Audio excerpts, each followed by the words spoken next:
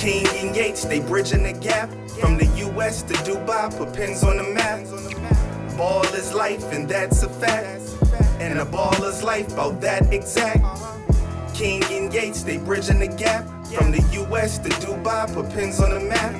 There's a time to score and a time to assist. Ain't no I in team, let the winning commence. From generation to generation, game don't stop. The new and old school got the game on lock. It's all legendary, it's all necessary. We all been all-stars before February. And after that, King and Yates, after racks. But really trying to get some wins, not just padding stats. Two basketball lovers through happenstance. Built a bond that led to greatness that advanced. Yes, sir, BTG Nation. Here we go, back at it, episode 12. You know what it is, live and direct from Dubai. Man. 12 for the year? No. Actually, it's the start of the best month on the calendar. Why is it the best month? It's Black History Month. That's what they say. It goes by quick, though. Yeah, it does. Shortest month of the year. But it's also birthday month, you know. Changing it up. Fam coming in town. Whose birthday? Mine. Mom Duke's coming. But you going to be 48? Man, nah. You know I'm a leap year, so I'm really like 7, 8, 7. 7D. 7. Nah.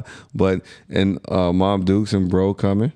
So we might even have a special episode when they come in. Put everybody on. We should. should. And we might have a new spot by there too for the guest episode. Yeah, so we could do that for sure. That'd be hilarious.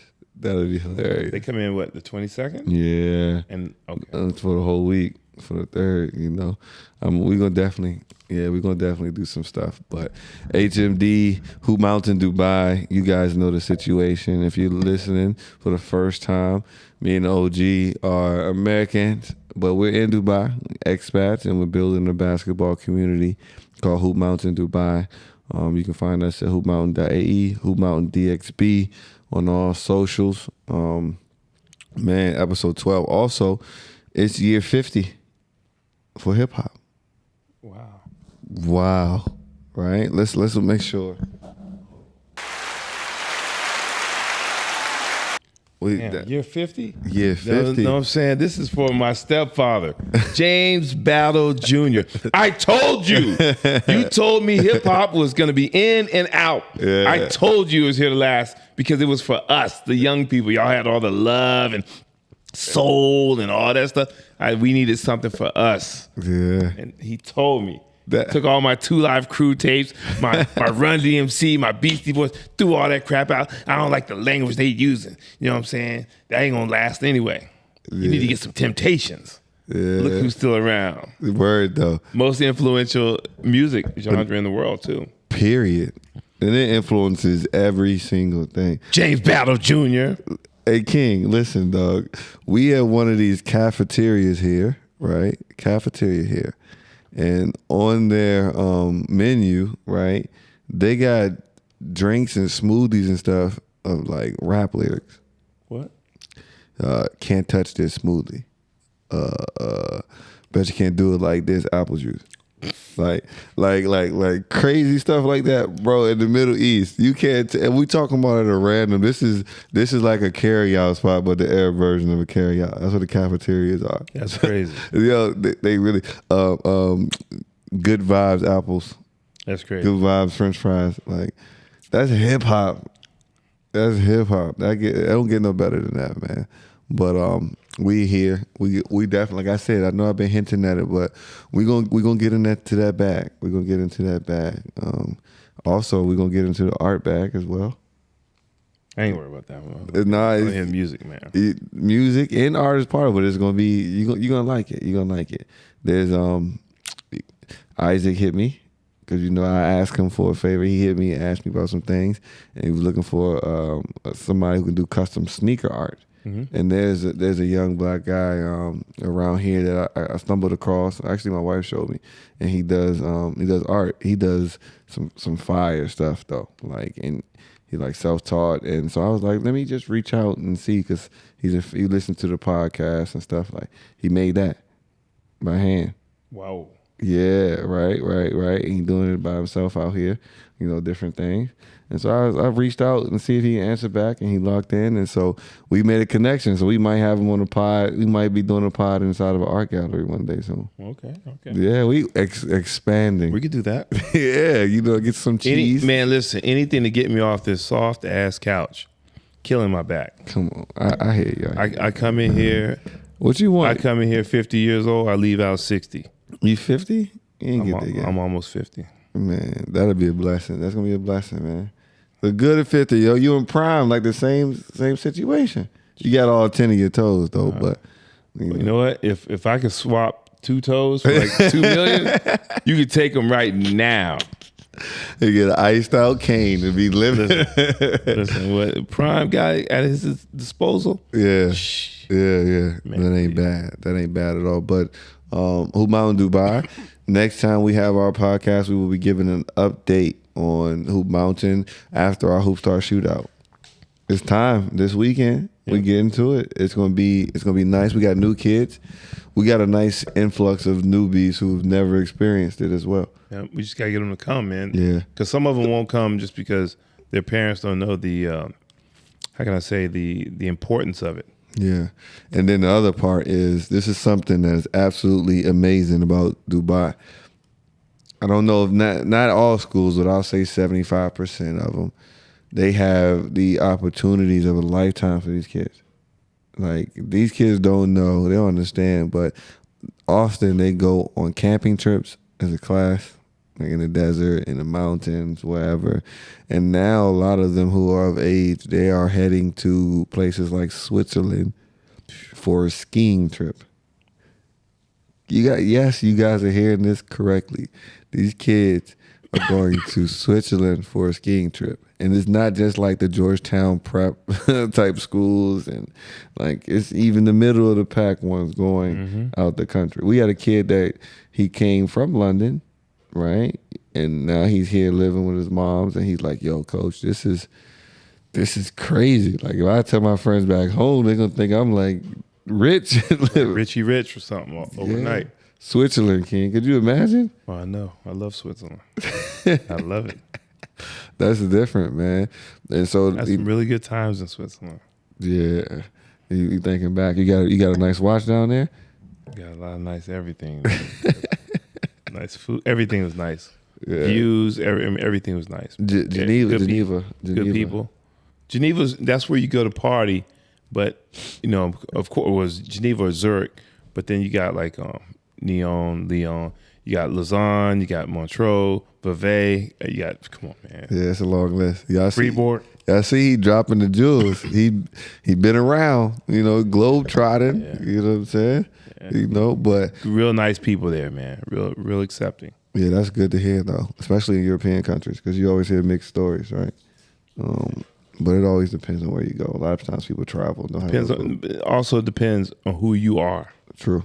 You know what I'm saying? If you're a jerk, you're going to go somewhere, you get treated like a jerk. True.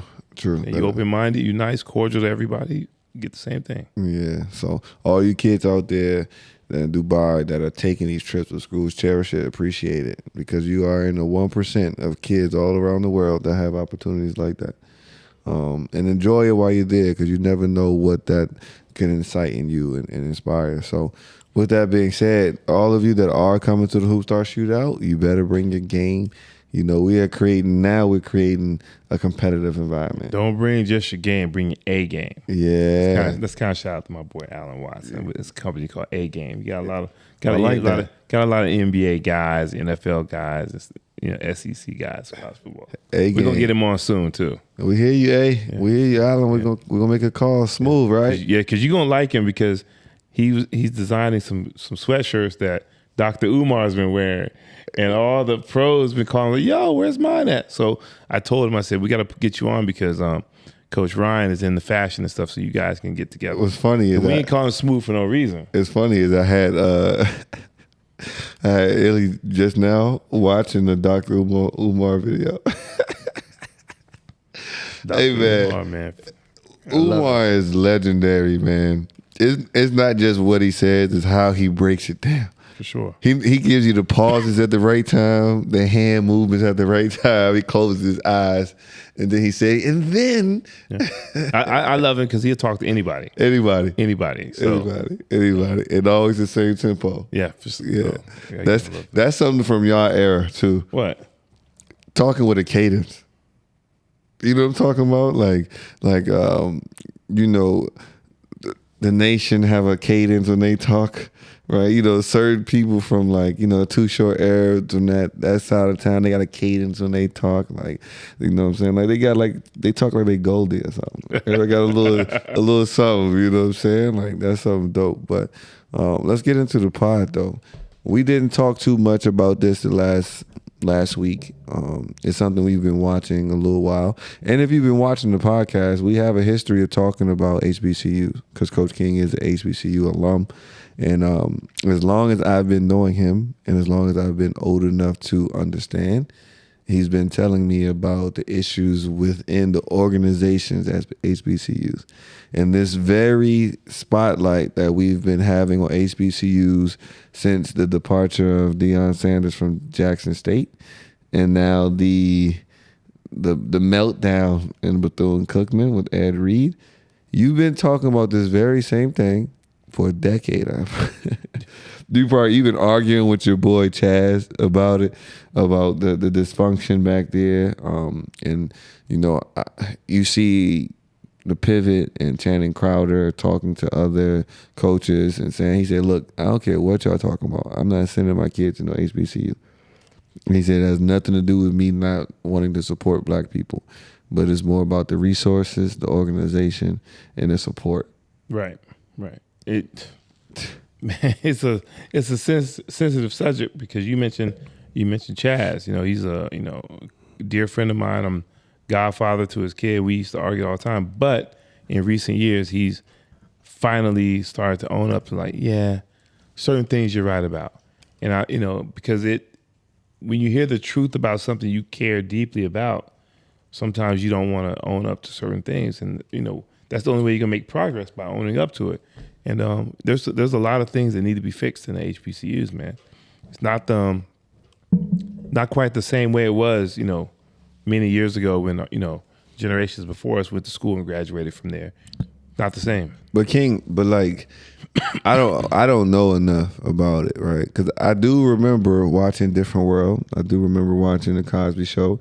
I do remember watching Martin always having a sweatshirt, showing love to HBCUs and the pride. It gives me, what it gives me the feeling of?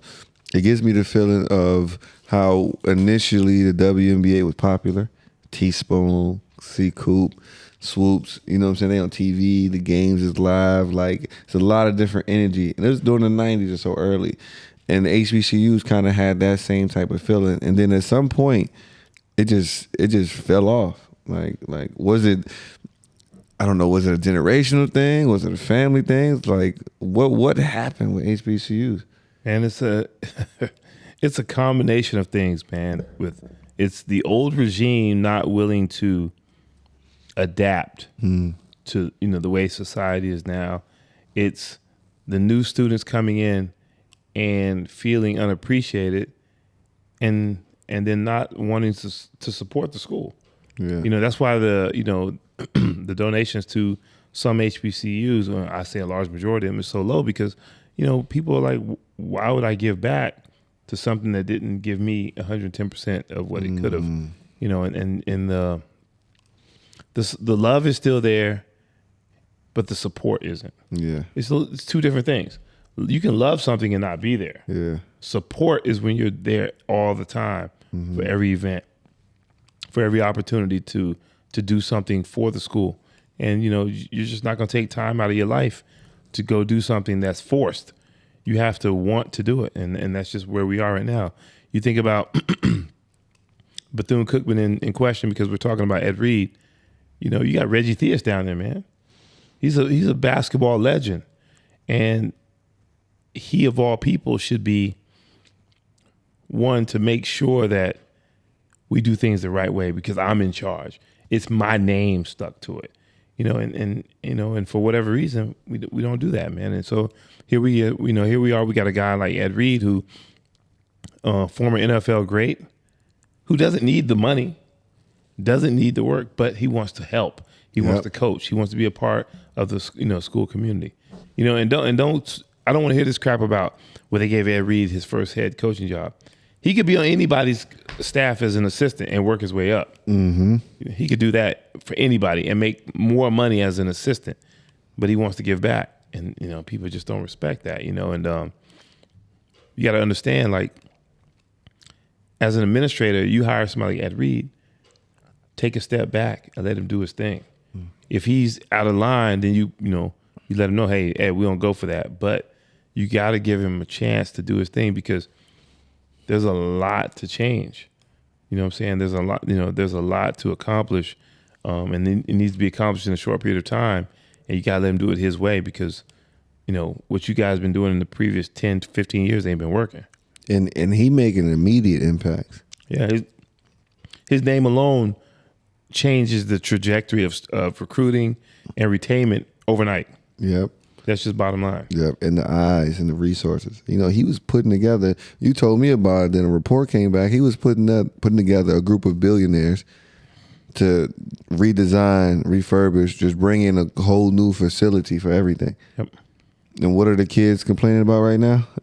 Not having exactly that. Right. And so, they're not having the basics. The basics. You're sharing helmets. Like, listen, all right, let's cut to the chase on that. I don't care what level of football you play in the States, you should not be sharing helmets. I don't care what level. Pee-wee, ankle biters, middle school, high school, you shouldn't be sharing helmets. That's sorry. Nasty as hell.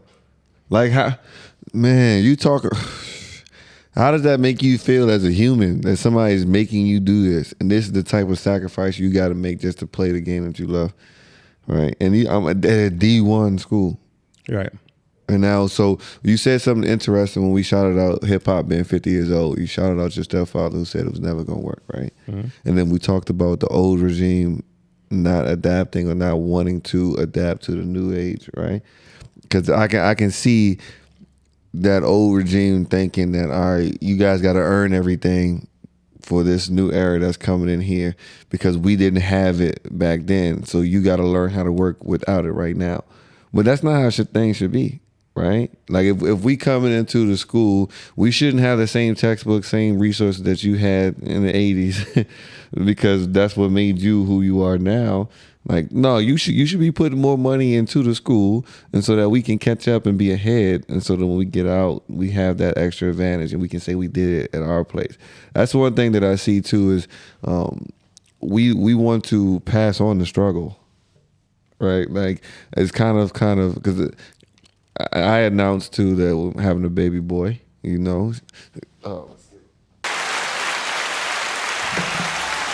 And just naturally, one of the first things we think about is that I can't have no soft kid.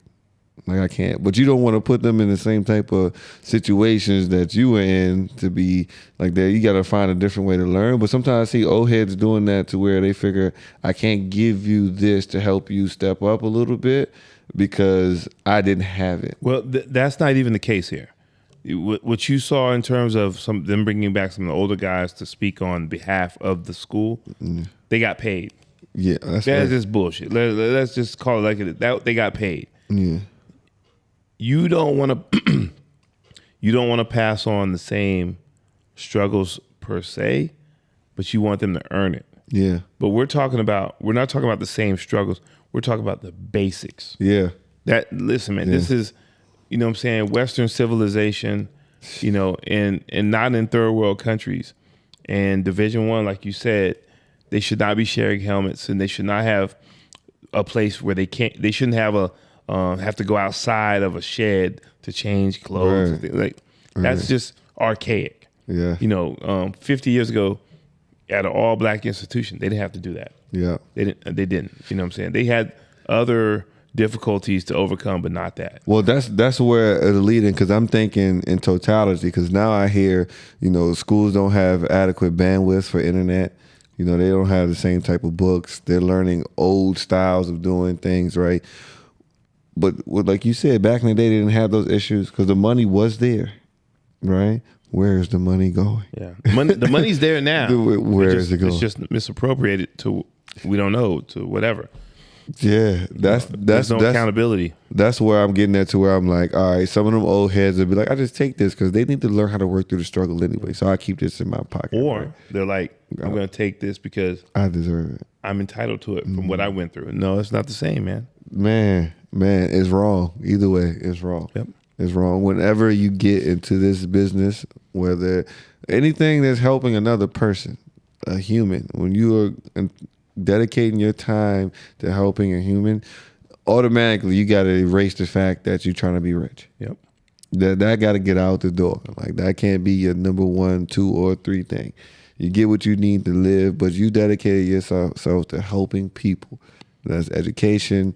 That's you as in healthcare.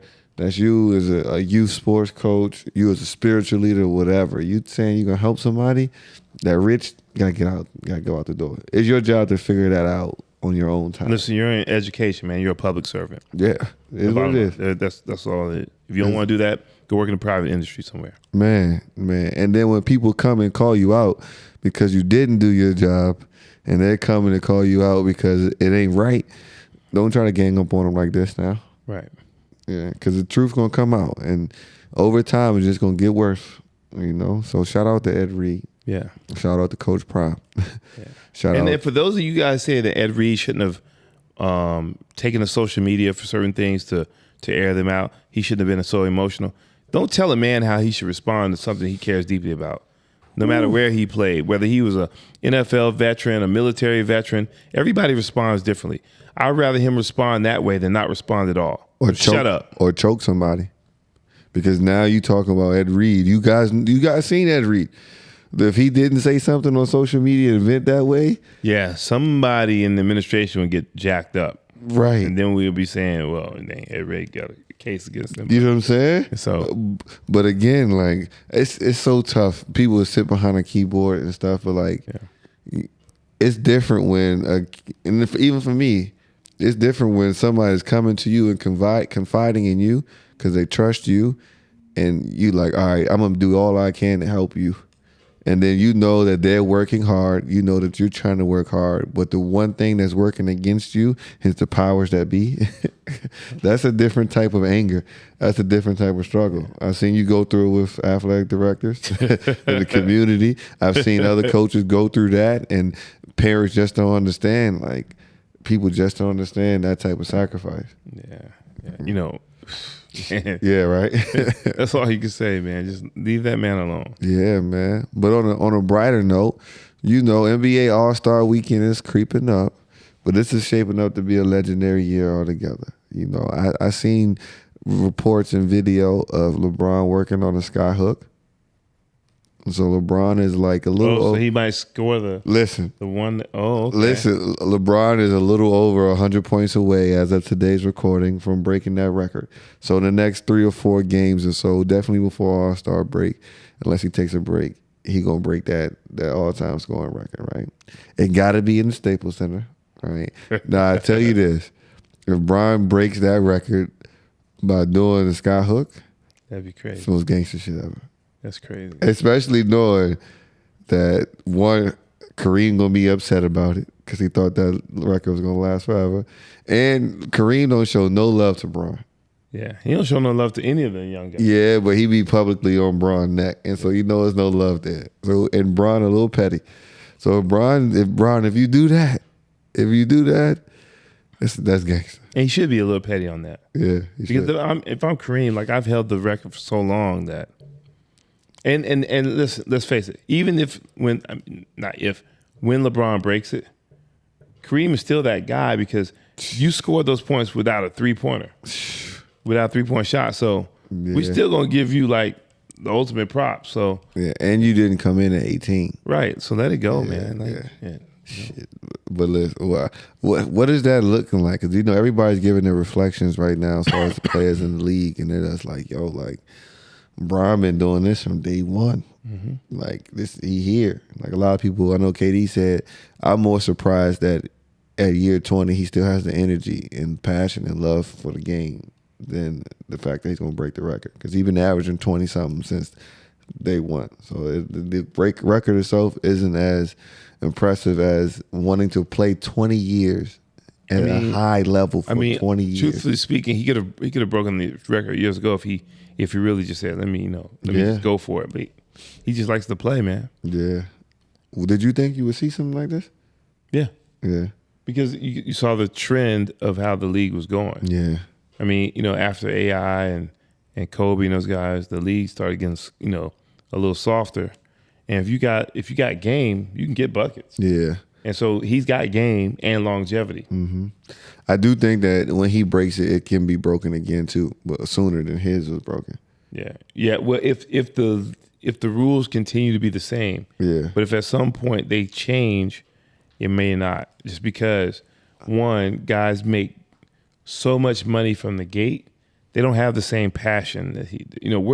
We're blessed to have seen LeBron come into the league, make a lot of money, and just play.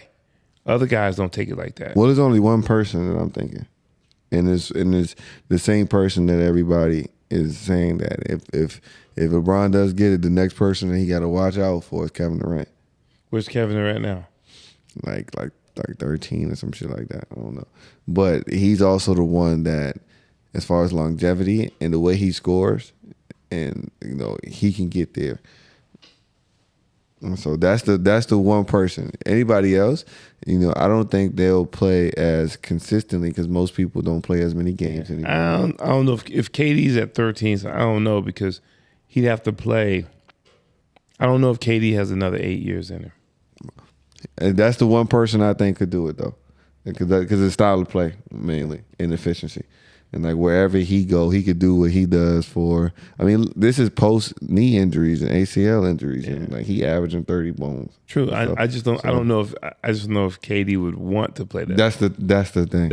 I don't see it. Like LeBron is like, if he stopped playing today, of course we know he's a mogul in other industries, but he's doing that while he's playing. Yeah. So if he stops playing, he gonna be feeling. Yeah. He gonna be like, what am I doing? Yeah. He gonna be some Tom Brady. He's got something. To motivate him more than KD, which is I'm gonna play with my sons. Yes. So that's different. That's different. Now, to add to that, I'll make a quick statement. The referees the last Lakers and Boston game. Every time the Lakers play the Boston, referee is terrible, and most recently it was crazy again. Yo, we on the 19th floor. If y'all can hear the motorcycle just like we did, it's like we're in Motor City. Yeah, we're on the 19th floor. It's just crazy. You gotta get a ticket for that. But the refereeing was crazy. Yeah. But what was crazier was Bron's reaction. Yeah, I sent that to you, right? Yeah. I was on Instagram, and my boy Keith, shout out to What You Need online. You guys go get you some gear. He was like, look, Bron, this the shit we be talking about. You Bron, you can't be acting like that. Like you Bron, you acting like they kidnapped Savannah. Bron was on his knees, grabbing his head like he about to cry. But you put on the show, my boy. Yeah. And everybody needs a friend like Pat Bev. Pat Bev, you are certified, not ignorant. Ignorant. I love it. Amen. Who did you get that camera from? They mad at Pat for taking the camera on it, but who the hell gave it to him? Who gave him the camera? Hey man, and they helped him pull his shit up so he can show him. Shout out to Pat, because a lot of people are saying, hey, Russ should have been in the game. Russ should be in the game more late situations. But the one thing Pat can do and has been doing is hitting open three balls.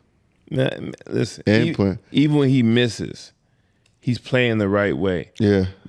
Westbrook does not need to be in there late in the game unless he's got it cooking. Yeah, and you are playing well off the bench. Yeah, we've seen him come in, do well, but then late in the game just go ham. So like, nah, can't do it. Yeah. Now with that being said, we did just trade for Rui Hachimura.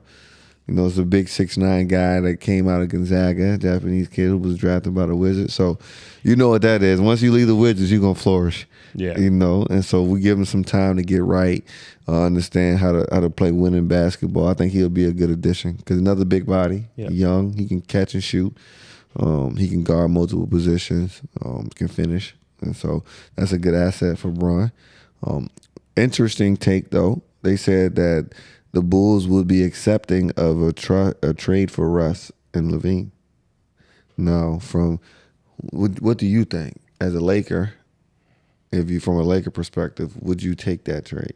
Yeah, I'm taking it because Russ is playing well off the bench, but he still had his moments late in the game where he's a little OC. Levine comes in as a starter. So you're not playing from behind. You got a chance to get out from the jump. And we think if you're trading for him, your mindset is that it's another chance for him to really show what he can do. Yeah. You know what I mean? And get out of the shadow of the dark clouds he had in Chicago. So I would take it for sure. Yeah. Definitely don't have anything to lose. Yeah. Levine's young, explosive, and with the style of basketball that Darvin Ham wants us to play, he wants us to play fast. He wants us to get up and down the court. You put Levine in open court, it's poetry in motion. Yeah. Right, somebody getting dunked on, all types of things. And he's improved as a shooter, explosive scorer. So he just got to learn how to be consistent and do something under the light. Well, that's the next question. Like, in Chicago, there was no expectations. None. He gets in LA. Yeah. You're expecting to play well. When you get that kick out in the corner, and in LA, it's dark on the crowd, the spotlight on the court. Mm-hmm. And you get that from Bron because 6 people on him, and everybody looking at you like, yo, you better make that. That's why I give Pat Bev love, because he hit 3 big joints against Boston, 3 big ones, and got a tip dunk. But I think he's like 1 for 8 against the Nets, though. He's inconsistent. Bron and them ain't play. Yeah. So now he taking tougher shots, and he got to guard Kyrie. Yeah. And Kyrie sauteed him. But he gave a tough battle, though. And so that'll be interesting. All-Star Weekend. And yet again, we got another, discrepancy with the voting and stuff. I think Embiid is not a starter, even though he's leading the league in scoring. He's averaging Who picked that squad? It's the stuff, because you got to vote by position. And so it's between him, Giannis, and Tatum, but all 3 of them can't be.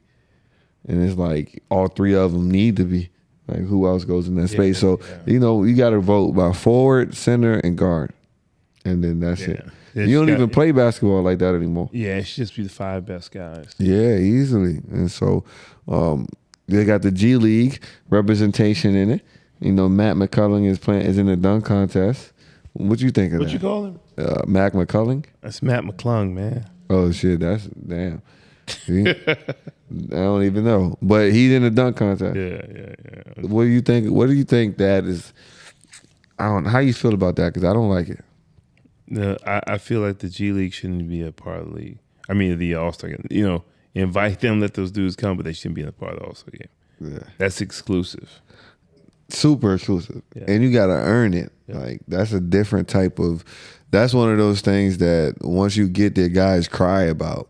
Mm-hmm. Because it's like, yo, like, do you know how much work I put in to get here, the sacrifices? You know what I'm saying? How many times I said, I'm not going, I'm going back to the gym for the 3rd time. You know what I'm saying? Like, that's just different. It's this fraternity gets even smaller when he gets into that space. Mm-hmm. So, but why does the NBA look to get a guy like Matt McClung into the dunk contest? Because the top dunkers in the NBA aren't participating. Man, the players themselves have sabotaged NBA All-Star Weekend. Yep. Like, when I think about it, after Kobe's era, after Kobe, AI, T-Mac, and all that, the superstars now don't cherish All-Star Weekend like before. Because when we used to talk about players and their entire resume, we talk about All-Star appearances, we talk about 3-point championships, we talk about dunk championships, and we talk about NBA All-Star MVPs. Because it was an honor. You really had to go. It was the greatest show on earth because it was the 24 best players in the world, the best shooters in the world, the best dunkers in the world, and you had to beat them out individually to win this. But now it's like, it's not good for my brand. What? Like right now, if you got a dunk contest with Zion, Ja Morant, Aaron Gordon, who else would be a crazy dunker right now? Even Levine. And Levine. That's special because you think about it when we talk about Vince Carter being the greatest dunker of all time, or MJ. MJ has a slam dunk contest under his belt. Kobe has one under his belt. Dr. J has one. Spud Webb gets the love that he gets because he beat out some dogs. He beat out Dominique. He beat out dogs for that. Like, that's different. You talk about the 3-point contest. The most legendary moments are because when that 3-point contest, when Larry Bird still had a warm-up on. Yeah, when he shot that joint, he's like, yeah, it's over. Yeah. But who is he shooting against? He's not shooting against somebody that's coming off the bench and only shoots 3 every 2 games. Right. Like, nah, he going against Reggie. Yeah. He going against the top dogs. Like, so now it's like, it just don't matter. Like, the players did that. Yeah. Players did that. So that leads into, is the league a little softer right now? Yeah, it is, because they're afraid if we lose, how am I going to be perceived in the public's eye? Man, it's sports, right? Like the players sabotage it, and they got to get back. I don't think it'll ever get back, because now they're going to be looking for gimmicks to make it more entertaining. Mm-hmm. And so now more people outside of the game going to be able to have a opportunity to experience those things. You're going to start looking at damn and one guys to come in and do dunk contest. It's crazy. Like, they should be good.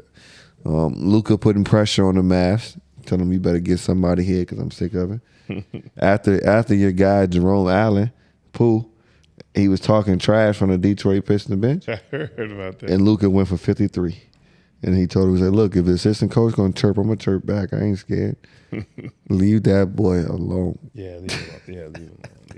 Like, what would you do? So now, I'm glad you brought Luka up, because I'm tired. The reason I'm thinking about this is because the other night I watched some highlights of Scott Skiles, right? And it was when Scott Skiles was going through the era of he was losing his hair. So, you know what I'm saying? Was he in New Jersey then? Was he in Cleveland? I couldn't remember what team he was with. Or Orlando. I think it was Orlando. And so it looked bad. And I'm sitting there thinking about Clyde Drexler when he was losing his hair, right? I was like, because people talk about like certain players played against plumbers back in the day. And I'm sitting there thinking about like, Luka looks like he sells insurance. Yeah. And he's dropping 50 balls on y'all with the least amount of athleticism, least amount of speed, and a lot of youth. And he's dropping bombs on y'all. And y'all sitting there talking about the past era. Like, you guys, come on, man. Like, it doesn't matter what you look like. Can you ball? Because he always tell you he going to get a brew right after the game. Oh, for sure. After the 50 piece. In the locker room. Yeah, for sure. They got it waiting for him. Yeah. It's funny that you said that about the hair, right? Listen, my barber told me, he said, listen, you lucky because a lot of people coming in here and getting their cut, they don't have the hair still in the middle. Mm-hmm. He said, you got it. It's growing up or it's going around all good. He said, the only thing is, he said, while you can, just get those 2 spots up front. I know a place that can get the transplants. And I'm like, what you talking about? What you talking about? I said, I'm not doing no like weave or nothing like that. He said, nah, just take the hair, put it there, and just redo whatever so it can get the blood flowing again and grow. And I was like, I like that idea. I said, you know somebody that can do it for good? And he was like, man, yeah. I said, okay. I like to be proactive and not reactive. Yeah, I need that for the back. Yeah, so I told the wife, I was like, she's like, you're not going bald, don't do it. I said, look, I'll do your little TikTok hacks, your little whatever little oils that you find. If that shit don't work, I'm going to go holler at my guy and I'm going to get it. I did my research. It's halal. It's permissible. I'm going to go and I'm going to get the jailer rolls, but I'm going to get it to fit me before it's too late. There is nothing you can do about hereditary hair loss except get that implant. Yeah. Because I'm going. If once you show me to do, I'm going. Listen, they told you the payment plans. So $300 a month, people pay more for that for some shit that don't work. Oh yeah, I'm doing that for sure. So I'm gonna check it out. I told her, I said, listen, if it look like while I only got a couple, like it ain't crazy. I just need to know that everything else was gonna grow. The rest of the hair growing. I was like, all right, we got some action, baby. We gonna play. Because Clyde did look crazy, and Clyde was 30. That's what I was thinking about. That's what I'm thinking about Clyde. Skies and dudes was like, whoa, Jordan? Yeah. Mark Aguirre. Yeah, man. That was that Crown Royal era. Yeah. Even Kobe, man. Oh yeah. Kobe still had his, but his hairline was. He cut it. It was going. Yeah. Every 50-point game, his joint was going back further and further. Yeah. Because you be on the road so much. It ain't like now where you got a barber and you can call in and fly in. You got to go to the local barber in Denver. Mm-hmm. Get jacked up. Hell yeah. And so that's going to be a good space. Ben Simmons. I ain't even going to talk about Ben. I'll say this, though. I saw somebody say, yo, Ben, get ready to pack it up and go to China. But then I saw a legend, Tyrese Rice, legend from Richmond, ACC legend, Boston College legend in the Euro League. He was like, shit, don't get it twisted. Ben won't survive in China either. Yeah, because you got to get buckets there. Man, you got to get buckets, and it's tough. Yeah. Like, it's tough. So, Ben, go back to Australia. Matter of fact, no, Ben, listen. Forget that. Ben, we need you here in Dubai. You know what I'm saying? They got leagues out here in Dubai. You play once a week. Like, competition is A-OK. Once a week, beautiful atmosphere. You'll love it. It's your vibe for sure. You know what I'm saying? Not too tough, not too rough. They'll pay you on time. And you have like a random 40-day break in the middle of the season. So you ain't even got to worry about showing up on time and all that other good stuff. You got the break. So, Ben, when this year's over, and they don't want you in the league no more, come to the UAE. We'll set you up real nice. You know what I'm saying? We'll get it for you, man. Oh, man, dude. Oh, Nick Nurse. That's the next thing I wanted to get into. Nurse. They said Nick Nurse's his job is on the line because they verbatim is right here online. Oh, man. My cousin was with him the other night. It's been a long time. I can't. Yeah, my cousin's real nice. Real nostalgic. Shut up. Man, hell no. Ben is a struggle, boy. You gotta get right, man. Nah, so Nick Nurse. They saying Nick Nurse is on the hot seat because the organization internally is kind of upset that they are in 12th place with all that talent they have on that roster. This is the guy who got them their first championship. This is a guy who caused a lot of trouble for Giannis in the playoffs. Yep. This is a guy who was coach of the year. And now he is the reason. That's what they're saying. He is the reason that they are not winning because there's too much talent on that roster. Yeah, I don't see what talent they're talking about. Don't get me wrong. They're NBA players, but it's not the same talent they've had in years past. Yeah. Not even close. Those are good guys. Yeah. Solid guys. Guys that if they were on other teams with stars, they would immediately make those teams championship contenders. Because that's why everybody's trying to get Fred VanVleet right now. Yeah, the Clippers want him. You got the stalwarts are gone. DeRozan's gone. Kawhi. Lowry's gone. Kawhi's gone. Yeah. Come on, man. Yeah, Siakam is not who you thought he was. No, not at all. He's good. He's a good 3 guy. Yeah, a great one, right? A star in his role. Yeah. Anobi is a bit, a good role player, bit player. Yeah. Van Vliet really, is a bad man sometimes, but he's a guy that's better suited to come off the bench like how what's his name was for San Antonio. Ginobili? No, what's the guard's name? He's with the Nets now. From Australia. Patty Mills. Yeah. That's the type of role he should be in. He carrying too much of a load. Yes. Way too much of a load. Yep. Like he's good. He's really good. He carved out a good niche for himself, but he has to carry way too much now. Yep. And he's mentioned that. He's mentioned that like his production has changed because now his responsibilities are different. Mm-hmm. Like a whole organization. Yeah. So kind of flipping the script a little bit, that's the way Damian Lillard is. when people forget when Damian Lillard came into the league, he was a pass first point guard and he played defense. Mm-hmm. But then the organization changed personnel on the roster, and he had to go into a scoring mode. You know, because me and your boy TJ was arguing about him and Steph. Again. Dame just put up 60 the other night too. Right, but you know, he's saying whenever they met head to head, I said, "There's no way they ever meet head to head, Golden State versus Portland. It's never head to head. It's never. It's Dame versus Portland." Yeah, and listen, just like we didn't talk about this before, but talk about head to head and ask TJ how Steph feels when he see Kyrie walk into the building. He didn't want to address that. He didn't want to address that. I was like, nobody ever wants to address how when Steph walks in and he sees Kyrie on the other side, the energy is a little bit different. Never talk about that. Because Kyrie will guard him, but he won't guard Kyrie. Yeah, and then Kyrie will go 1 through 5. He'll take Clay. He'll put Clay in the mid post. Kyrie's 6'2". Yeah. He gonna take Draymond off the switch, and then after he's done handling business on y'all, he gonna make Steph come back, and he gonna it's different. Yeah, it's different. You know, it's different systems they play in and things like that. So yeah, you know, we gonna get TJ on because you know we were arguing about this, and I just got like, come on, man, like stop bothering. And TJ gonna try to come on here sounding like Kendrick Perkins and shit. we gonna call him for sure. But then we got to shout out to the Sacramento Kings. Mike Brown. You gotta love it because Mike Brown has had some tough jobs in the league. You think about Mike Brown coached LeBron and Coach Bean. He was the Lakers coach. Yep. And these are tough places, and he was always really solid in there. And so he had his chance to go back and redeem himself and be kind of in that seat 12 inches over in Golden State.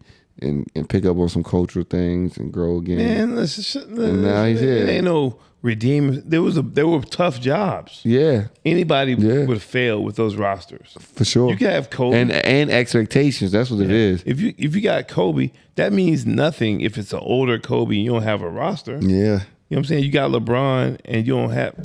Yeah, stop that shit, man. But now he's killing it. He got some young blood.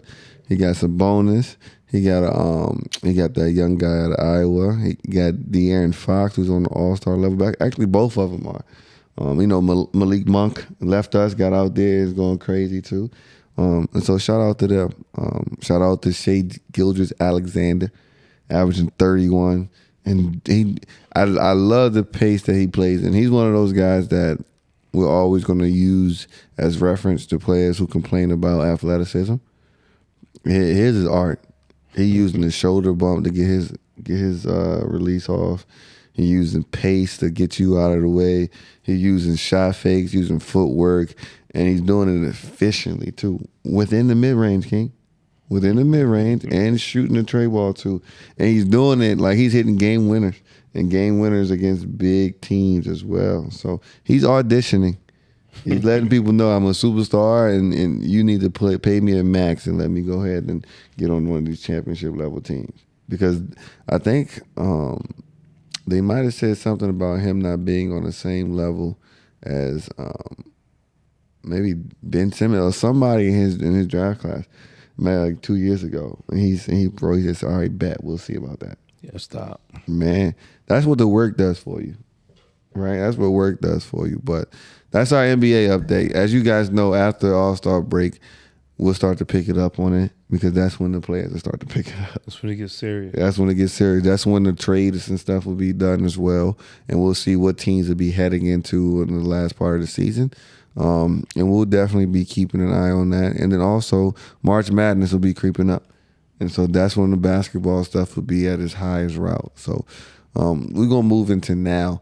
A little, the same life talk we normally have, but as you guys know, we got the young bread eater in the background. I hate that name. You know why he called himself bread eater? Why? It's real simple. Because he bakes bread. Like baking? The fucking hot cross buns. You cook? Like you bake bread? Hot cross buns. You know he British too. With like the little hat and the apron on, you put all that on? Shut up! I was just joking. You should be wearing that. He got a mitten too. You know, he got a red one with the little lines across. You really make bread? Oh shit! Yeah. But I'm talking to the young buck. You know, same thing he used to do with me. Just checking in, seeing on how things are. And the young buck said that, you know, he was talking to his friends about starting a business. And I was like, all right, we must be rubbing off on him. But that got me to the point to where he's with us and he gets, you know, some solid mentorship every now and then. But his friends are out, you know, ain't no telling what's going on. And so I was listening to him and I was like, man, maybe there's some questions here that we can talk about on the pod that could be of service to some youngins out here, right? And so when you think about going into business with friends, going into business period, there's some things personally that you got to consider, right? Because now you are a person that's going to build relationships, and a lot of that is going to be based on how you treat people, how people receive you, you know, like your reputation is what's most important, right? And what you got to do is some self-evaluation, because you got to, you know, grow up, do some things a little different. And so one question I got for you, OG, is what are some things you had to unlearn about yourself? Things I had to unlearn about myself. You know, I think I mentioned it before. Being too trusting. You know what I'm saying? Just because somebody's your good friend doesn't mean they're going to be good in business with you. You know, I had to learn that the hard way. You know, almost. You know, you hear a lot of people say, the people I go in business with aren't my friends. Rarely does that work. Yeah. You know, LeBron's put us to the test because it's worked with him. Deion Sanders, a few other, you know, but very rarely does that work, man. You know, so now I kind of approach you like, you can be family members to me. You can be good friends with me. I really have to think long and hard if I'm going to go into business with you. Yeah. On anything, because I don't know how serious. I don't know if you're going to take it as seriously as I do. You know. On the flip side, you said you had to unlearn how not to be too trusting, but then did you have to relearn how to trust again? Because at some point you do have to, right? And so does that like give you like, all right, now I got new parameters. I don't say I had to learn how to trust again.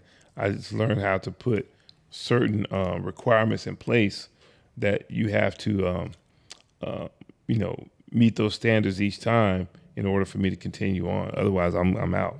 Yeah. So it's like you always evaluating. Always. Yeah. Always. You know, I'm always complaining about stuff. Yeah. But I'm always evaluating. That's just me. Yeah. Because, you know, I learned my lesson. Yeah. You know? That's. And you should do the same thing with me or whoever, because if I'm tripping, then I need to know, like, yo, you slipping on something right there. You know, I'm like, really? You know, because if we don't take certain things seriously every day, we're not gonna survive. Yeah, and within that, you have to learn how to take that. You got to learn how to take that. Like, people will look at us and be like, yo, y'all are like in here all the time. Coach King always got something for me. And you got to know when it's a good, that's why you also got to make sure you know who you're going into business with. Because some people manipulate their position. You know, so they treat it like, oh, I'm here. You got to follow this. This is what it is, right? And sometimes like the boy who cried wolf. Every time you got something to say.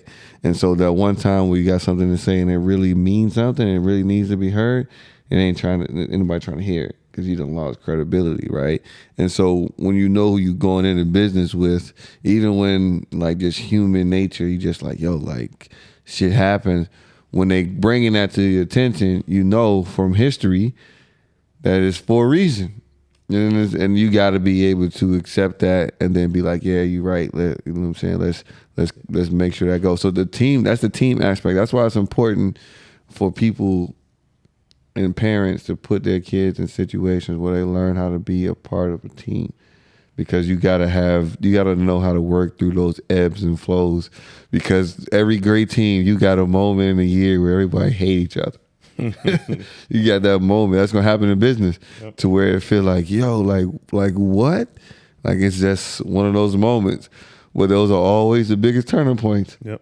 Because on the other side of that is like, yo, we kept pushing, we didn't waver, and it got there. Was there anything else that you had to feel like you unlearned or put you in a better position to prepare for just life in general? Just like I said, just understanding, like, I think I've always been good in terms of like knowing what I know and what I don't know. And, I'm not shy in anything that I do in life. If there's something I don't know, I ask questions. That's just me. Because the ultimate line, I want to get things done. Like me, if there's something I don't know and I ask you and you don't tell me right away, I might curse you out because I'm like, just tell me what we need to do so we can go get on with it. And before, it was a situation where I might not ask because, one, maybe I didn't want to, seem as though I wasn't in control and things like that. But that's a part of being a leader. Yeah. You got to understand what your strengths and weaknesses are, and my weaknesses are somebody else's strengths. So therefore, that is my strength because I know what my weaknesses are and what they can, you bring to the table to fortify what we're trying to do. So, that's probably the biggest thing, man. Man, and when you go into business, you don't have to have it all figured out immediately, right? That's something that has been helpful because I started off in an industry that didn't even make sense for me at first. Right? It was clothes.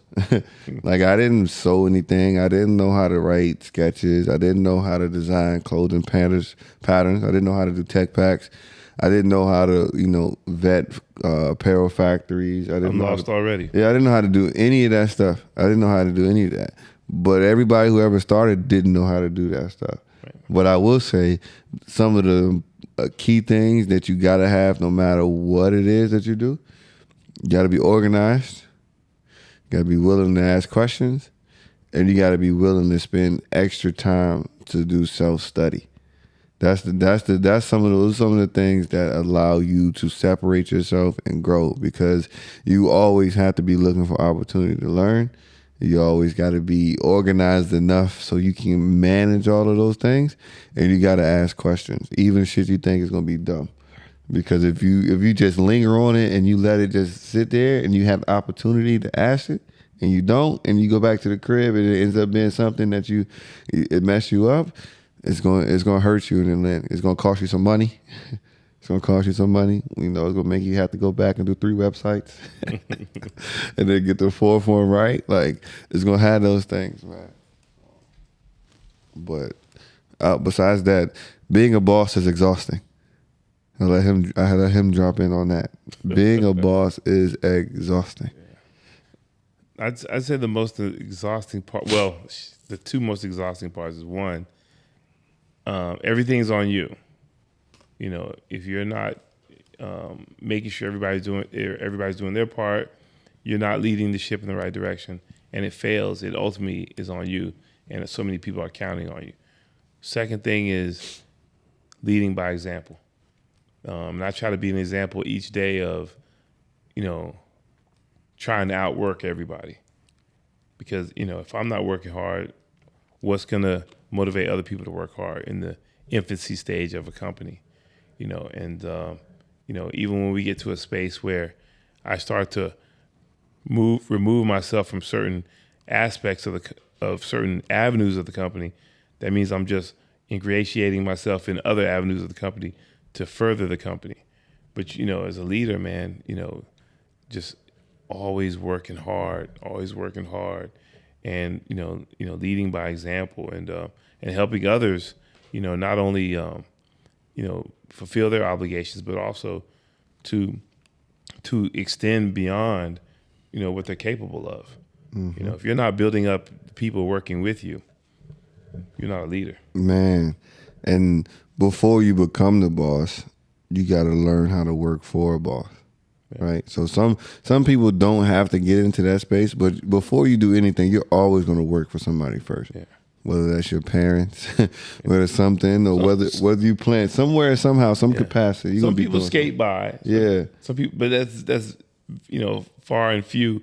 You think about a prime example is undercover boss. Yeah. Some of those people skate by. Yeah. And the reason we know they skate by is because they don't know anything about the industry that they manage. Mm-hmm. That's an absolute travesty. Mm-hmm. You know, I give you an example. A guy was CEO of White Castle. Man, if you can't work the drive-through at White Castle on a Friday, Saturday night, you don't know anything about your company. Yeah.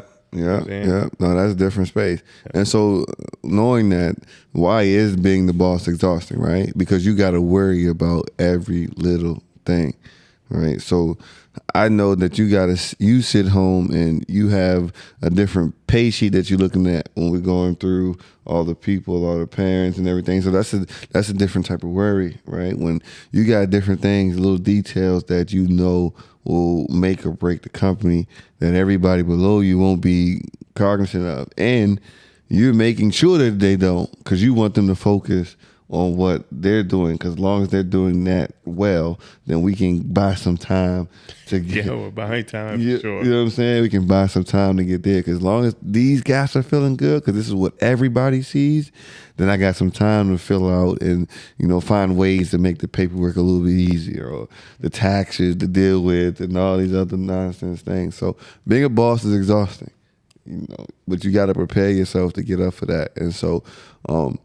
with that being said, even the boss needs to have somebody to turn to, right? Even have somebody to turn to outside of their circle, outside of their space, their familiar space, their business. And so, do you have that to where you have somebody that you can look to and be like, yo, I'm thinking about this. What do you think? Like somebody you can trust with those type, depending on what. I do have people I vent to.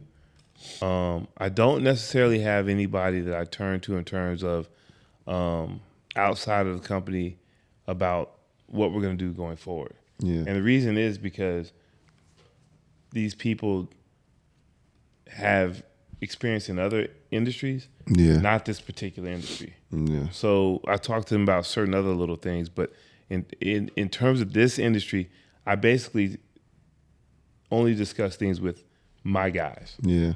Because, you know, the people that we work with are the people that are going to be depending on whether it survives or not. Yeah. So I'm not going to go to anybody on the outside to talk about what we're doing on the inside. So I talk to my guys, you know, and I hope that they would talk to me, you know what I'm saying? And I just go from there. And I know that sounds a little closed-minded sometimes, but hey, I'm going by experience. Yeah, because I've had some bad experience. Yeah, because you can have because I think having a business mentor is important, and and you know, in this day, and you gotta be dangerous with it, because sometimes there's an information overload. Sometimes we all got access to too much information, and it hasn't been vetted properly or sourced or anything like that. But there are avenues out there to where, generally speaking, as far as business goes, there's some best practices that you can reach out to somebody. Specifics when it comes to how you should scale a basketball business, nah. But when you're talking about like what type of indicators are there that allow us to do certain things, because maybe, you know, we're going into the apparel side or this and that, and we start to add stuff like that. And so for certain things, it's good to have a business mentor when you're young, especially when you're young. Now, when you already got the, 15, 25 years of show improved trial and error experience, it's different because you are your own, background. But when you say a business mentor, like that's, you're blessed to have that. Everybody doesn't have that. Yeah. Some people have been very successful in business and they didn't have that. They were the, they were the first people to do it, to do it themselves. So everybody's not going to be blessed. If you happen to have that, you're thoroughly blessed. But everybody's not going to have that. You could have somebody giving you advice, but they could be giving you bad advice. For sure. So, it's just it's a 50-50. Books. Yeah. That's another thing. Like if you aren't a reader and you don't have the mentor, you got to make yourself a reader. Because a lot of the stuff you got, if you didn't go to school, but in school they give you case studies. That's pretty much what a lot of the business stuff is. You learn from what other people already did. Mm-hmm. Those case studies are already readily available everywhere. And then you got certain books that you can go to help you if you want to learn some marketing strategies or whatever. So it doesn't have to be a physical or human for that business mentor, but you can go use a resource, and make that happen. So do that. One of the last things that I want to get in for this topic is important, because we always talk about this, always break it down, because you got to have a life, right? You got to have a life. And we got a young man here, and there's probably a lot of young men that listen, balancing relationships, balancing relationships in a healthy way, whether it's friends, whether it's with a young lady, like when you're an entrepreneur or when you're an athlete, trying to figure stuff out, but anybody that's chasing after a goal, because you do still need that human interaction. Like that's just the way that is. But what type of advice would you have for that, for balancing the relationship? We can't talk too much like hoopers right now, right? Because we do have a different lifestyle. just balancing your relationship, man, is just first of all, it starts with the person you're with. They have to have an understanding in terms of who you are, what type of makeup you are, and what you want to do. Because if it's somebody that's, very, protective of you, very clingy, then you probably are going to struggle in terms of being an entrepreneur. Because being an entrepreneur takes a lot of time, when you're first starting out. And, you have to, kind of bring yourself down a little bit off your pedestal and start to concern yourself more with what the other person needs, and so that way, even if you have limited time together, it's the most important time of your life when you guys are together. You got to make them feel that way. I feel like that's important too. For sure, man. Like if all day you are the top dog, like that's unrealistic. Yeah. You know what I'm saying? Because we literally, everybody is human. Everybody is made up of the same thing. We all have the same. All of us could wake up and die in the same day for whatever reason. None of us are invincible. So people can get put on a pedestal and stay there and kind of feel like the rest of the world is there. Right. Like you need to go home and feel like I watched The Pivot, and they were doing an interview with King Griffey Jr. And King Griffey Jr., he flies his own private jet, like he flies his own plane. I can see him. Right? Because he said his dad never learned how to do it, 36, so he never learned how to do it. And Ryan Clark was like, yo, you not normal.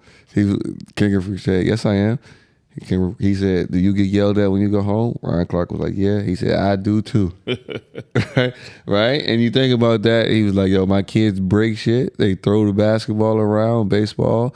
They swing the bat in the house and they accidentally break something all the time. Like, it's the same thing, but that's important.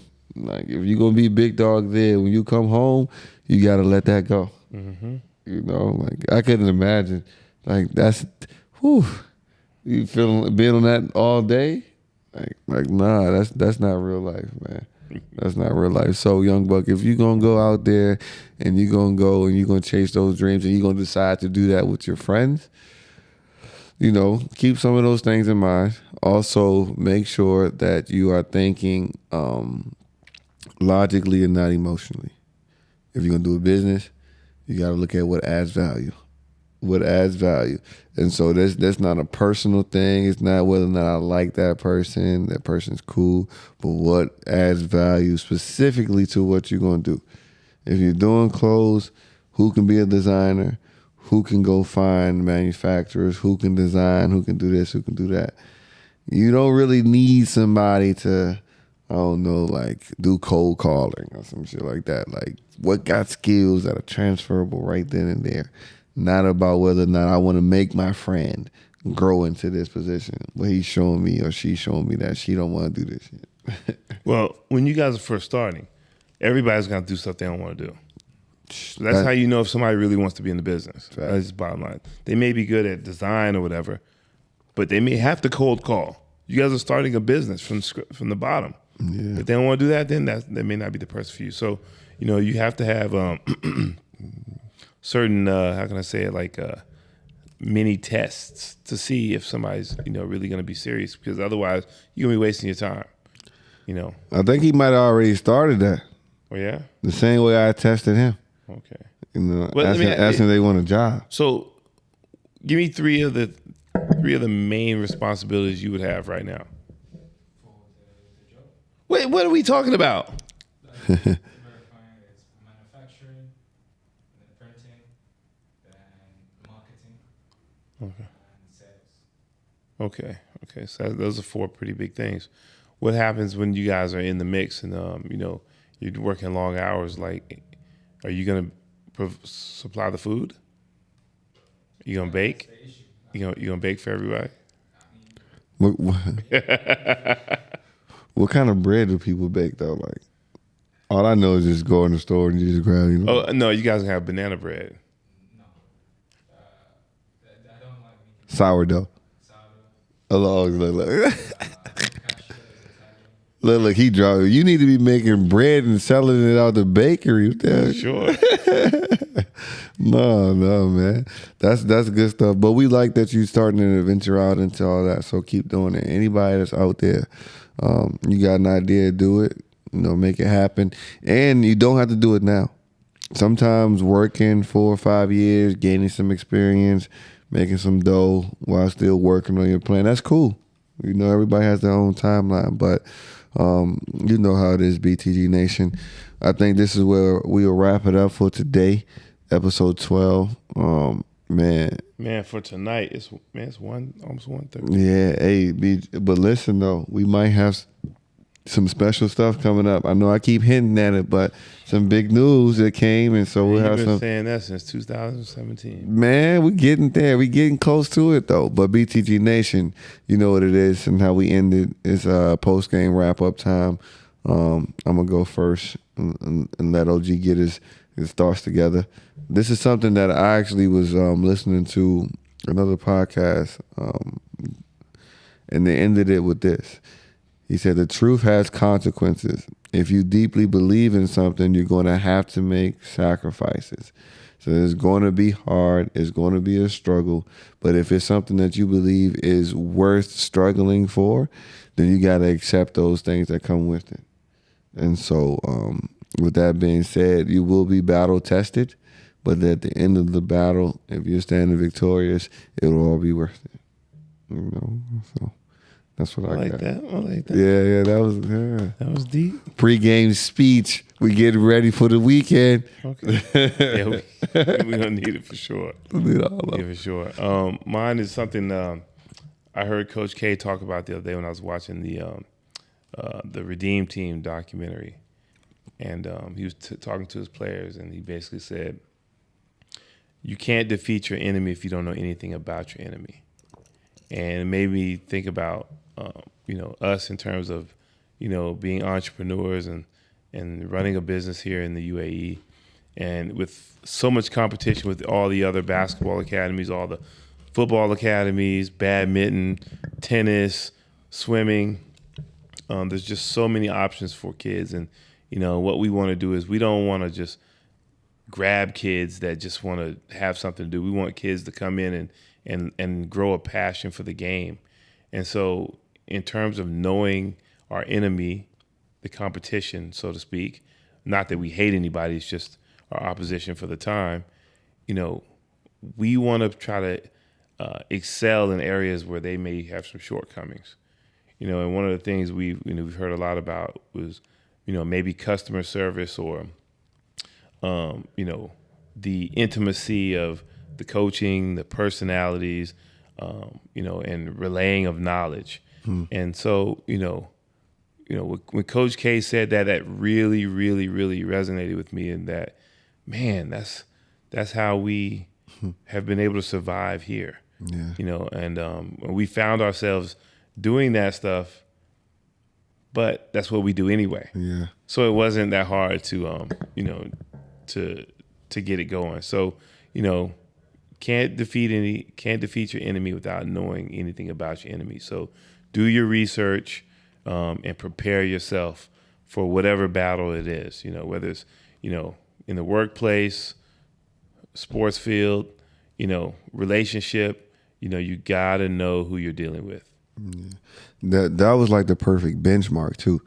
When we started to get those inside, reviews from parents from other places, and they let us know what the struggles were. It was like, because from the outside looking in, we don't really know. We just see numbers. Yeah. It was like, yo, they going up in numbers, blah, blah, blah. But once we hear, we like, oh, they slowly falling apart. Yeah. And so it's like, all right, we just keep going. We just keep going. So, yeah, know thy enemy. BTG Nation, you know what it is. You know where to find us. TikTok, Instagram, YouTube, like, comment, subscribe. Who Mountain Dubai, Who Mountain DXB, Who Mountain.ae. And as my guy Willie Wade says, I do this. Keep it real, keep it simple, and keep going. Player and coach, the brother to brother. They both got views that you need to discover. From sports, current events to just life talk. Whether you on a fast break or a nice walk, gotta tune in. You already know, G. This BTG Nation and you one of the homies. Just tune in. You already know, G. BTG Nation, the other ones in the nosebleeds.